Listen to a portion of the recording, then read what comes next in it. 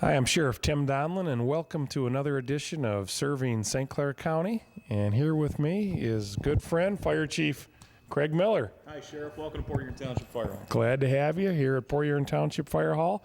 Craig's been a guest a couple times. Fire safety, burned up a Christmas tree and a turkey. And a turkey. Yeah, and right here at the fire hall, That's right behind you. Mm-hmm. Well, today it's fascinating. We've got, I think, 22 fire departments in the county, about 20. That's a lot of fire departments, and the vast majority, rural St. Clair County are volunteers. Correct. And I thought we'd talk a little bit today on the difference between the volunteers and the full-time fire departments, like Marysville Fire Department or I guess at Port Huron City. Sure, absolutely. Well, Port Huron Township is kind of a cross between the two. Right. We are a combination department. We have full-time career people here, and we're also augmented with paid-on-call or volunteer firefighters. Excellent. And the city of Port Huron is an entirely career department. Okay. And city of Marysville is also like Port Huron Township, where they have a combination of full-time and part-paid too. Kind of the hybrid. I know we see that a lot with Fort Gratiot has got some full-time, some part-time, and I know that, of course, you're full-time, and there's definitely more work than you can do in 40 hours a week as a fire chief, and a lot of the downrivers have full-time chiefs as well. True. Most of them are daytime, or they'll have someone around, so they're taking care of the administrative and maintenance things, but they're also available at night, and they come back when there's a call. Oh, I'm sure they do. Well, I'll tell you what, when we get back, Chief, let's talk about some of the equipment. I know we're standing behind a pretty good-sized red piece of equipment here, and let's talk about that when we come back. Okay. And this is Sheriff Tim Donnellon, serving St. Clair County. They fought for social change. They fought against tyrants. They fought for human rights. Yet behind these achievements are individuals who waged a more personal war. They fought the struggle against mental illness, and they won.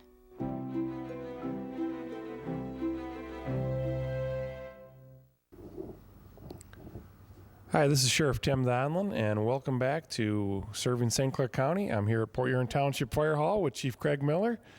Now, Craig, we've been standing behind this big piece of equipment all afternoon, and I'm dying to hear about it. Fill me in. What do we got here? Well, this is the keystone of the fire service. This is our engine 1 in Port Huron Township.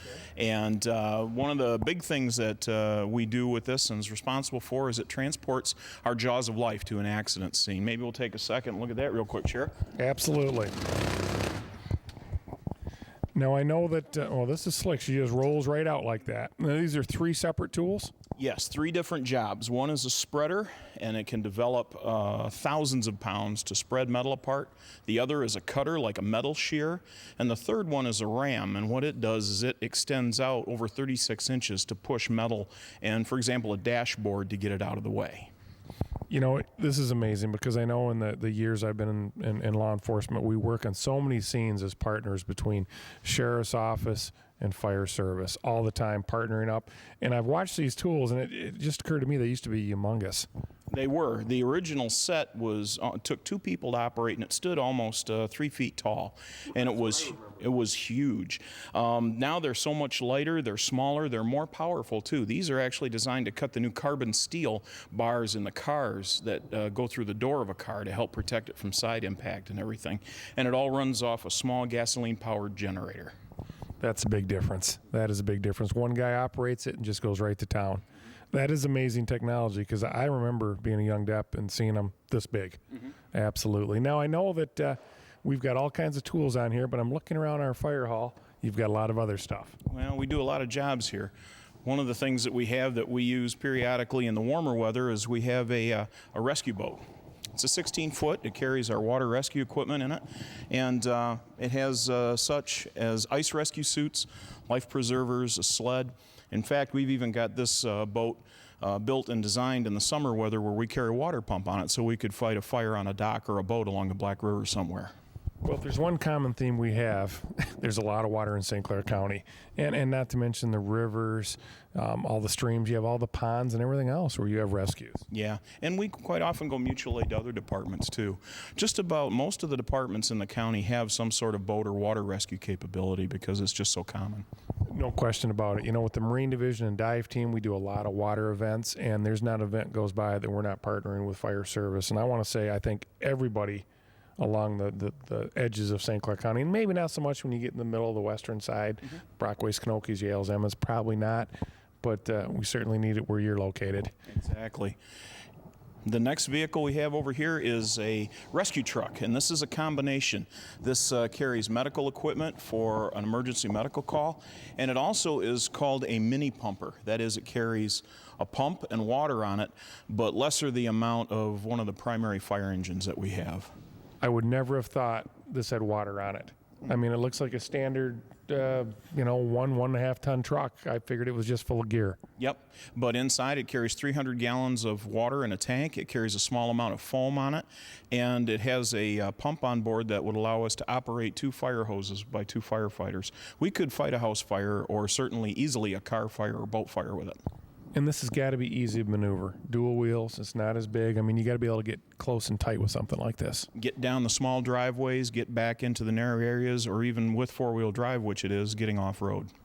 Well, let's look at the big one. Now, I know you called this the tanker, or the pumper, I mean. Yes, engine one. Engine one. So it does both, actually. And every fire office is going to have one of these. This is your go-to vehicle. It really is. The big thing about it is it carries water on board, and this particular truck carries 1,000 gallons of water. It has a pump that can pump up to 1,250 gallons per minute of water, and it also carries fire hose. And then it's also a rolling toolbox, carries all the tools we need to accomplish whatever we need to do. So you can bring your own water, fight your fire with your own water. You can hook onto a hydrant. Yes. And then you also have your gear. Yep. Simple things that we carry, such as power saws that can cut through steel doors on a factory, or that we could use to cut through the roof of a house. We do that a lot, venting a fire. People wonder why, but the reality is, in a lot of cases, if we can get a hole in the roof, it'll allow the heat trapped inside the building to get out. We can do less damage, and if anybody's trapped inside, better chance to rescue them. Absolutely. And that goes back to the days where firemen swinging axes, doesn't it? That's it. This is the next step up. No more axes. We still have those too. Okay. Just in case the motor won't start. Good enough. And we have another one here. Okay, what do we have here? Plenty of tools for crossover things. Traffic accidents are one of the biggest things we respond on, both our departments. Absolutely. And with every fire department, it's a new challenge. We also carry special equipment in bags, and this is used for chemical spills. Every car wreck we come across has leaking diesel fuel, leaking gasoline, so we have the ability to contain it, protect it from going into rivers and streams. Another important job we have. Hazmat's big stuff now. Absolutely. And of course, one of the biggest jobs we have is the ability to save and preserve human life, so we have a compartment on here which carries all our medical equipment. Port Huron Township is licensed as a basic life support agency, so we can respond first to the medical emergency and stabilize a patient until the ambulance crews or advanced life support can arrive. That's a good feeling to have. And you have the AED here and some of your very nice tools to have. That's a priority. Heart attacks and cardiac emergencies are the #1 killer in America, so we have the ability to get this device there right away. Bandaging, oxygen, spinal mobilization, all of that. Now, we were talking there on break. You can hook this right into the river and pump right out of the river or a pond or anything. I mean, this is a multi-purpose unit. And again, just about every department in St. Clair County has a truck that functions just like this. The engines really are the workhorses of the departments. So if you have anything, basically, this thing's going to roll out. This is going to get a lot of action, this vehicle. This is #1. For anything other than a medical emergency at a home, this is the first vehicle to go. Now, I see you have the cabs in here where you have the pumpers where you can hook on to different things. Tell us a little bit on that. Well, each of these is designed, the big intakes here are designed to bring water in. Like you mentioned, we could draft water from a hydrant or pull it out of a pond. We can discharge water out, so we could put this pumper somewhere and push water a long distance to the firefighters or to another truck, such as relay pumping. Really? Okay. And then, of course, we have our nozzles and our hose lines, which are pre-connected. All we have to do is grab them, pull them off, The pump operator, which is Dave today, that was his role, gets up and sends the water to the guys, and they're ready to attack. These nozzles and hoses will put out about 200 gallons a minute. Amazing. Now, how about down here? This is hoses hook onto there, I'm guessing? Yep, this is a manifold. If we had to go a long way and put water to multiple hose lines, such as on a big factory fire or something like that, we could connect this up and just tie a bunch of lines together to it. Most recently, we used this at a fire out with Huron Township, who we responded to mutual aid, and we hooked it to a hydrant so that we could help fill the tanker trucks that were going in an area that didn't have hydrants. A lot more engineering to fighting fires than people ever think, isn't there? Takes a lot of time and experience. Now you have the cabs in here where you can fit all your firemen. We were talking also on break on the seats. That's fascinating. I had no idea how the tanks work. I'm sure you probably remember, like I do, watching the firemen go down the road, riding on the tailboard of the truck with their coat tails flipping in the wind. Yep, one arm on there, strapping a helmet. I haven't seen that in 25 years. Yeah, and you won't anymore now because the seatbelt laws and everything, it's too dangerous. So all of the firefighters are enclosed in the cabs. Either that or they respond directly to the scene in their personal vehicle with their equipment. But when they're on board the truck, our seats actually have the air tank, which Dave showed us, built right into the seat. So when they arrive at the station, get on board the truck, sit in their seat, put their seatbelt on the way to the call, they're actually putting that air pack on. So they step off the truck combat ready to grab the hose behind me and then advance up and make the attack. So the tank, the firefighter has on there is hooked right into the truck and just walks out of the truck with it. Mm-hmm. Perfect. Now, we touched on this a second ago, how sometimes a firefighter will head right to the scene. I mean, that's the essence of the volunteer firemen. They're not necessarily like the full-time guy that's going to be coming out of the office, going down the pole, right, and heading out. I mean, these guys are coming out of their workplace. They're coming out of their homes, all different types. 80% of the fire service in the United States is based that way on basically the citizen soldier, where a paid on-call firefighter responds. Many of them go to their station, get on the truck and go. Many more departments, they respond with their gear in the trunk of their car, and when they get to the scene, they start sizing it up and passing information back and getting ready to do the attack once the truck gets there. Well, like you said, 80%. It works. No sense in change. And I know over the years going to accidents and fire scenes, I'd see a lot of firemen with their personal pickups, with their lights. They'd be getting into their toolbox in the back, yep, and I'd be doing what I had to do, setting up cones, working traffic. They'd be throwing on their gear. Yep. Almost like the Superman in the telephone booth. Absolutely. Turning around, getting it on. It's everybody's neighbor that pitched in and helped in when times are tough like that. Well, I got to tell you, I love that it's red. I'm a traditionalist. Classic. Should be red, absolutely. Now, we talked earlier, for a little while they were lime green. That was kind of that safety kit color back in the 70s, 80s. Mm-hmm. Yep, they were. In fact, one of our oldest engines is still lime yellow like that. But now we found out that basically with the emergency lighting on the vehicles, with reflective taping and signage on it and everything, it makes it as visible. And now the big thing that we look for is making sure people on the expressways can identify the emergency vehicles and know to give us plenty of room when we're out there, either on traffic stops for you or on accident scenes with both of us. Beautiful piece of equipment. I know that, now would this be a LaFrance? I know that was one of the names we used to hear about all the time. There's different brands. What do we have here? Well, this one is called an HME fire equipment, which is actually built right here in Michigan, over in West Michigan outside Grand Rapids. We have 2 of their trucks in our fleet here. Now, what's the life of this truck? Life expectancy of this truck is probably 20 to 25 years. As a first out truck, it probably will go 10 to 12 years as being our engine one going first out the door. I shouldn't say this, but we get about 2 years out of a Crown Vic Cruiser. So you've beat us. Yeah, well, you put a lot more miles on it than we do. That's true. Well, this has been fascinating looking over these trucks. This is just a fascinating piece of equipment. Holds water, pumps water, extracts water, plus medical, plus jaws. You name it. And how many guys can fit in here? How many firefighters? It's set up for 4, but if in a pinch, we could get 6 people on board. And it's, like I said, seatbelts for everybody all locked right in there. Yep. In fact, we also have a radio intercom system so that the captain and the officer's seat can tell the guys in the other seats what their job's going to be when they get there. No, I almost forgot when I walked in, I saw the big ladder truck. Mm-hmm. Every little boy has a ladder truck at home to play with. I know my kids do. Fill me in about that. Well, we obtained that one in 2009. It is a 109-foot ladder, aerial ladder truck, and it actually can do everything this truck can do, plus it has the big ladder on top. And it carries 500 gallons of water, can pump 2,000 gallons a minute, carries hose, medical equipment, jaws of life. It's just a bigger brother version of the one behind us. Now, in layman's term, how many stories up is that? Well, it means we could, if we went from ground to tip, we could get to the top of a 10-story building. But not always the need for that. The thing that a lot of people don't realize is the reach of a ladder is important because we have to go from the roadway to the rooftop on the inside where the peak of the roof would be on the property line. So bigger homes that are being built now are further back, have, higher roof lines and everything. So we've actually encountered our older ladder truck, which was 75 feet, was too short for a major fire we had.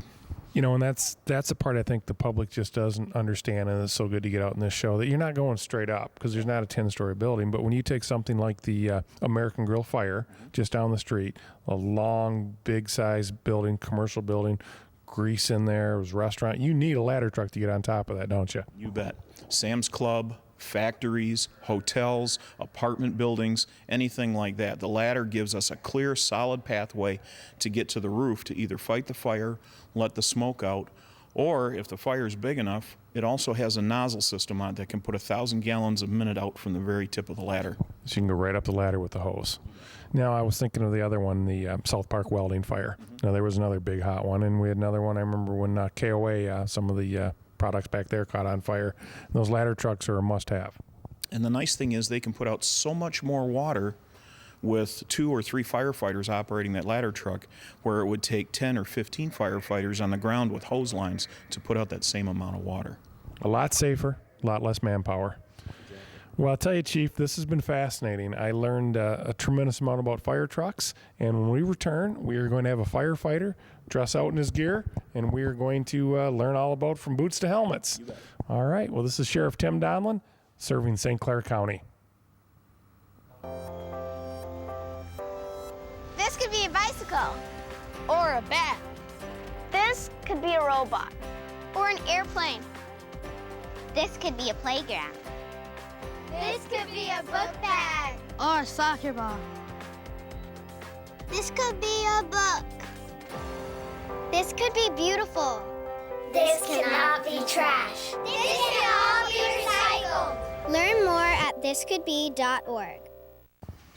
Welcome back to Serving St. Clair County. I'm Sheriff Tim Donnellon, and we are here with Port Huron Township Fire Chief Craig Miller. And I see, Chief, we've got firefighter Dave Smith. So fill us in. Well, Dave's going to go through, Sheriff, and show us about the personal protective equipment that a firefighter wears when we do our job involving fighting fires. The equipment obviously is a requirement anymore. The temperatures that we can encounter when going in to fight a structure fire can easily be greater than 1,000 degrees at the ceiling. And with the more plastics and synthetic materials that burn in house fires, the toxic smoke given off, we're finding out, gives off more cyanide than carbon monoxide like it did 10, 20 years ago. So this equipment, in order to keep our guys alive in an environment like that, is absolutely paramount. That is pretty scary. Now, I see you have the boots are put right inside the fire pants. Yep. So it's just kind of all one piece. You just step into your boots. Mm-hmm. It's all engineered for speed. This is called bunker gear or bunker pants. Okay. And it's the boots, the pants, and as you saw, Dave just stepped into them, pulled them right up, suspenders to keep them up. And it's all important because as this material gets soaked with water too, it becomes heavier and heavier. So it's all engineered and it's measured to fit them and everything. I'm thinking back of the kids growing up as a kid in Emmett, seeing the volunteer firemen, and they'd have a pair of high boots they'd pull up, almost like a fishing boot, right, and then just throw on a coat. I think it was more like a rubber, looked like a heavy-duty raincoat. We've come a long ways. Yeah, we certainly have. In fact, this material in this set of turnout gear is actually made out of Kevlar, which you're familiar with law enforcement is used for second chance vests. The same material. So the gear has a lifespan of about 10 years before the fibers start to break down. So it's designed to protect the firefighter from heat and steam, which they might encounter inside the fire. Now, starting on the bottom, I'm sure your boots, you got to have their steel toes, and they're all probably puncture resistant. Yep, steel toe, steel shank, waterproof up to about mid-calf area there. And the big thing we look for is we have to inspect them at least once to twice a year to make sure that they don't have holes in them and everything. They're also designed to protect us from an electrical charge. Okay, like a Edison lineman boot or something of that. So pretty Comfortable? They Tell the truth here. They're comfy. Yeah, they work. They You gotta work. break them in like any shoe. Do they do a winter and then a summer, like insulated, non-insulated, or you just gut it out? Same boot year round. Hot feet, cold feet, depending on time of year. Now, I know, like with the body armor we wear, the cover, like I said, there's a window of time that may not look wore out, but it goes away. I'm guessing with the physical work, these things just wear out, though, too. They do. It's not so much the chemicals and everything, but it's the movement and the breakdown of the material back and forth. And then inside this, there's also a special component. It's called a vapor barrier, and it's almost like a plastic lining, and that's what protects the firefighter from the steam burns, which are the most common type of injury that we can get. Okay, now I never even thought about that. So the steam burn. So there you have it there. And see, I would have thought that was like a liner for warmth. Then you have all your reflective markings on there, which is, I'm sure, a new MIOSHA standard. Oh yeah, you know, we wear this when we're out on the highways doing car accidents. We wear it for fighting fires. We wear it for hazardous materials calls. This is really his second uniform. It's worn all the time. Now the colors have changed too. It seemed like they always used to be black when we were kids. Now it's gone to the lighter colors for visibility. Visibility, and the other thing is maintenance. We can watch it better and determine if the coats are starting to get dirty and broken down and need to be cleaned or replaced, rather than black. Perfect sense. That makes perfect sense. And you just hang all your gear on there. That's right. That's got to be heavy. I think turnout gear is like 60 pounds. About 60 altogether, yeah. Mm-hmm. All right. And I got to think that in the summer, that is near unbearable. I know when we step from our air-conditioned car, we take a look at you guys, we get back to our cars as quick as we can. It looks hot. Yeah, it's kind of like wearing a snowmobile suit in the summertime. I wouldn't know anything about that. What's next? Well, next thing up is the key to it, and probably the most significant change to the fire service in probably about 50 years, and that's the self-contained breathing apparatus. A bottle of compressed breathing air, just like a scuba diver, which is good for about 45 minutes. And attached to that is the harness that holds everything in place, a face mask, and it also has a device on it called a PASS, a Personal Alert Safety System. What that is that's an immobility alarm. If for some reason the firefighter goes down and doesn't move for a period of about 30 seconds, then a real loud, shrill alarm will go off, and that will alert others in the area that a firefighter's in trouble. Okay, now, starting back there, you have that, you would call those SCBA, is that? SCBA, self-contained breathing apparatus. Okay, and it does look like something, a diver would wear. Mm-hmm. About 45 minutes, you said? Yeah, depending on the amount of exertion. Okay, now, is it about the same if you get a guy that is in better shape than another? Would he be 30 minutes? Can you make it last 50 minutes? Is there variation? It's a variation. It all depends on each individual. A larger person, larger lung capacity will burn up a tank faster than a smaller, sure. Okay, now you're putting on probably a Nomex balaclava there? Exactly. It's almost like the kind used by the NASCAR racing people, and that's where it came from initially. And this is all this equipment here is actually required by state and federal laws like MIOSHA, that we have to have all this, maintain it, keep it working well. So every square inch of skin on his body is covered by fire-resistant clothing. Okay, now back to the tank, and we talked about the man-down alarm. Is there an alarm, let's say when you start running out of air, that'll tell you, hey, you got 5 minutes to get out of this house? Absolutely. It actually has a beeper, a bell, which you just heard, and that's the small chirp. And also in here, there's a heads-up system of colored lights that show him what the air level in his tank is. So it's visible to him. So lights come on inside your mask? Mm-hmm. Right. Yep, he can see them right down in the corner of his eye. That is amazing. And there's a series like 10 minutes, 5 minutes, something like that? Yep. Okay, amazing. No idea on something like that. Now, back to the man down then. So you have the tank, so you have all kinds of safeguards to tell you, hey, it's time to step out of this fire. I know in corrections we've got a similar buzzer we wear, so if the deputy is horizontal in the pods, we know he's in trouble. You've got the same theory. Same concept, yep. And in fact, if you stand still too long, these are so sensitive, if a firefighter stands still for too long, it'll actually go off and start beeping. The nice thing is it gives him kind of a warning chirp, which is right there what you're hearing, saying, hey, move, it's about to go off. So heaven forbid you get a wall go down, a fireman's down there and he's buried, you're going to be listening for that, trying to find him. Yep. You can dig them out and you can get to the spot if these huge fires, a warehouse or something of that nature. Mm-hmm. Yep. Able to set it off myself, too. He can also hit a button in case he's in trouble, a manual overrider activation. Good call. Good call. mask is it also has a voice amplifier. So anything that he speaks through here can be boosted, so he can transmit through his walkie-talkie as well. That is, I had no idea. I had no idea it worked like that. I mean, like I say, I know enough about fires. They're hot and they're dirty, and I'll stay in my car. And I've learned that 25 years ago. Now, the gloves, those look like obviously pretty heavy-duty fire retardant. They're really heavy-duty work gloves, and they're actually made out of hide. Like elk skin is one of the most common because it is the most resistant to heat. And these are hot enough that you could pick up a burning log, like a fireplace log, and carry them and move them around. And you can, enough, dexterity, you can still do whatever you need to do on those. Absolutely. All right, now, my favorite part. Let's get to that helmet. The crown jewel of our ensemble here. The helmet, again, meets all the requirements and everything. Maybe Dave will turn sideways toward me for us so we can show folks.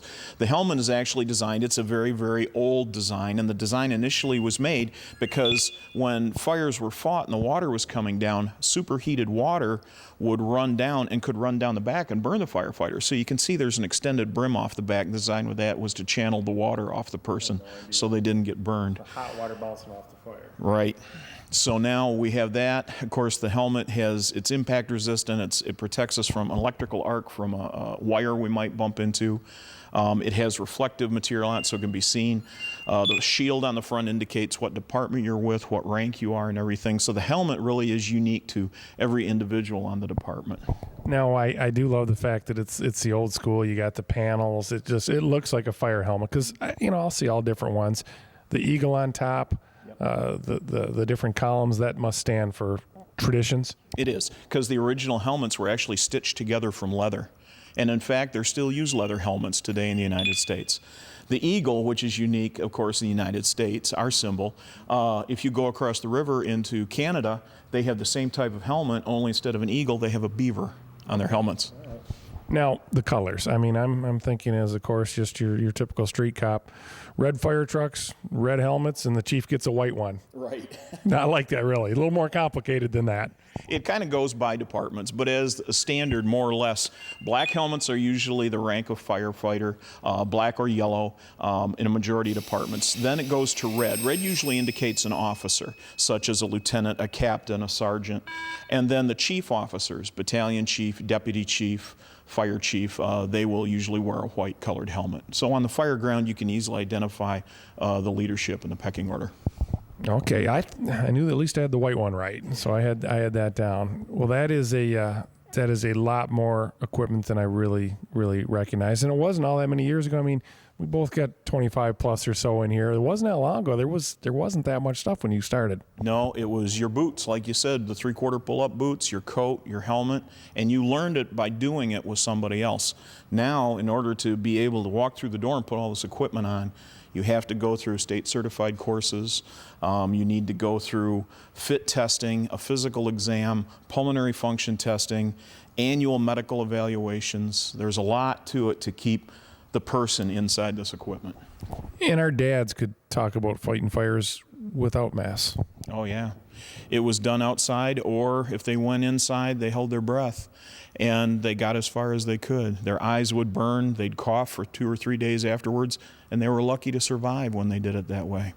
Not to mention all of those other environmental things that are burning in the fire in addition to the smoke. Oh, exactly. And nowadays, again, all the new synthetic stuff. Back then it was wood, it was wool, it was cotton. Now it's plastic, synthetics. It's a toxic brew. And there's so many standards. So regardless if you're Emmett Township or Port Huron Township, that it's a hybrid of multiple full-time firefighters, that's the same gear. Everybody has to have that. It's the same gear because it's the same challenge we're up against, the same fire, the same hazards to our people. Yeah, well, you know what? That is well said. Fires are hot regardless who's fighting it. It's all the same battle. Well, this has been very fascinating. I had no idea that much about the tanks with the lights, the man-down buttons, audible. That's a lot of intel that I never learned. Confirms that I never want to be a fireman in my mind.